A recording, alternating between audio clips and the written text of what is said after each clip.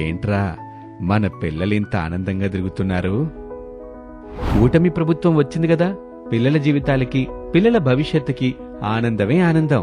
కూటమి ప్రభుత్వం రాగానే 16,347 పోస్టులతో డిఎస్సి నోటిఫికేషన్ ఇచ్చి మొదట సంతకం పెట్టి నారా చంద్రబాబు నాయుడు గారు మాట నిలబెట్టుకున్నారు.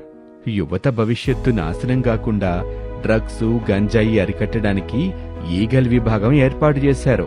పేద విద్యార్థులకి 3,000 రూపాయల భృతి, అర్చకుల జీతాలు 15,000, ఇమాములకి 10,000, మౌజన్లకు 5,000, పాస్టర్లకి 5,000 రూపాయల చొప్పున గౌరవ వేతనాలు ఇస్తున్నారు. పోలీసులకు 213 కోట్ల రూపాయల సరెండర్ లీవులు సొమ్మిచ్చారు.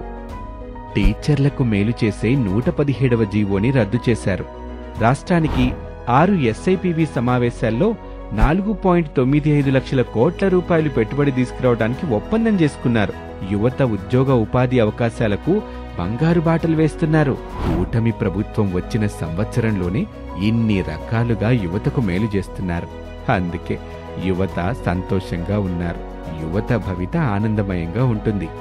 కూటమి ప్రభుత్వం వచ్చింది, ప్రజలకు సంతోషం తెచ్చింది.